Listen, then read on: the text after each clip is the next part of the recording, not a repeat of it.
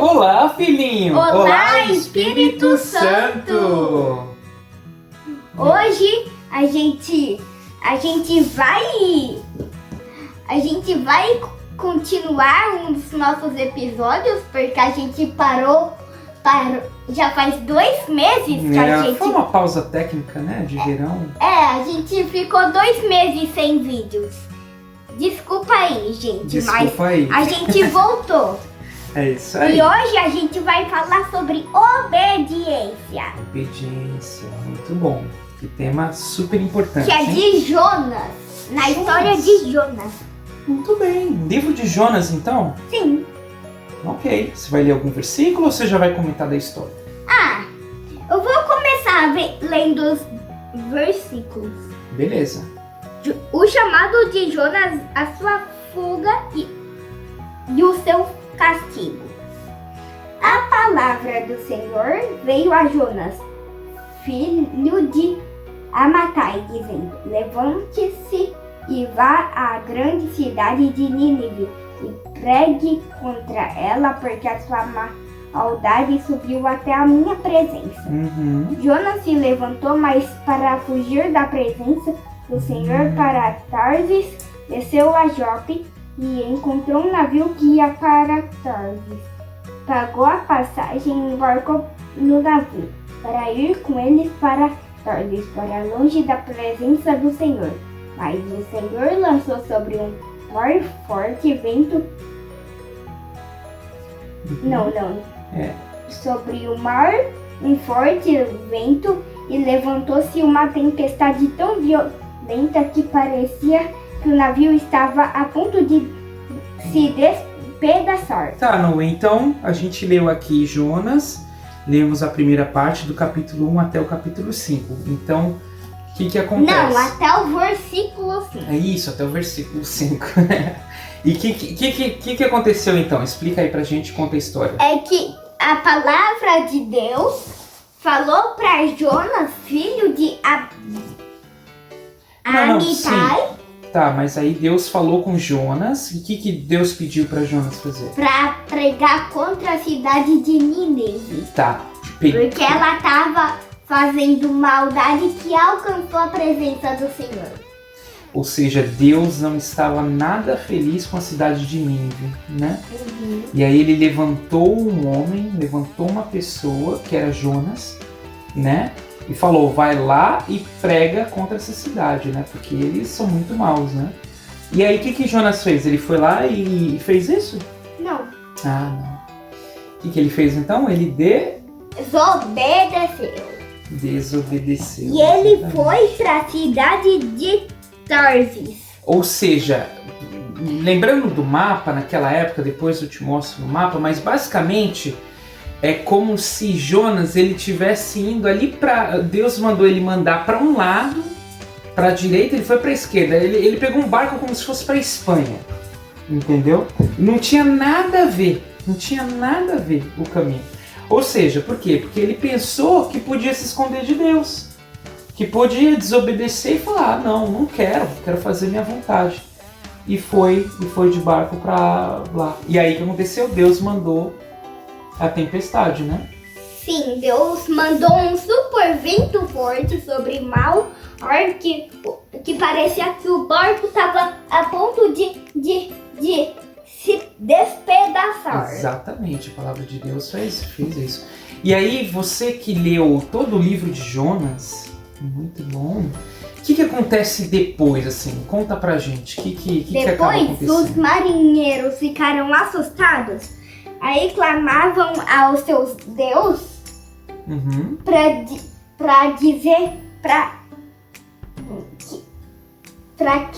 quem era o culpado por essa tempestade. Aí eles fizeram sorte e azar e caiu em Jonas. Exatamente, e caiu em Jonas. Exatamente, eles jogaram sortes, né? Verdade.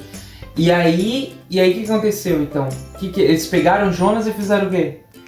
Não, Deus falou para os marinheiros jogarem ele pro mar, que aí um peixe gigante, que era uma baleia, iria comê-lo E aí ele ficaria 3 dias. E aí, dentro desse castigo, ele orou pra se arrependeu, isso, né? Se arrependeu e a baleia cuspiu Cuspiu o Jonas lá na praia e onde? Lá perto da onde? Que cidade? de Nínive. Ou seja, né? Tudo bem, pelo menos ele pegou um táxi aí dentro da baleia. Mas legal. Beleza, legal. Então, que bom, ó, a gente aprende algumas lições. Às vezes a gente desobedece, né? Desobedece a Deus, mas o importante é a gente sempre voltar a Deus, né? A gente procurar não desobedecer a Deus, com certeza, eu acho que essa é a maior... E não procurar o caminho de diabo, sim de Deus. Exatamente, andar no caminho correto, o caminho do Senhor. Isso, e mesmo se acontecer algum tropeço, algum desvio no caminho, a gente cometer algum pecado, a gente fazer alguma desobediência, a gente voltar para Deus e pedir perdão, se arrepender e falar, Deus, me perdoa. E Deus, ele é misericordioso, né, filho? Misericórdia significa você perdoar os seus devedores. Como também. Isso acontece enquanto você ora o Pai Nosso. Tem uma parte que é assim: perdoe as nossas dívidas assim como nós perdoamos os nossos devedores. Exatamente. Que são os nossos pecadores, que a gente tem amor por eles, mesmo que eles pecam. Mesmo que eles cometem um pecado contra nós. Isso é misericórdia. Isso, nós temos que ser misericordiosos, filho. Exatamente. Bom, legal, eu acho que essa é uma boa lição. Depois, aí no final do livro, né, ele prega contra a cidade de Nínive, ele obedece finalmente, certo? Uhum. E o que acontece com as pessoas de Nínive, que estavam desobedecendo a Deus, que a maldade tinha subido para Deus? O que acontece com eles? Elas ficam arrependidas, tal, mas elas voltam a fazer maldade.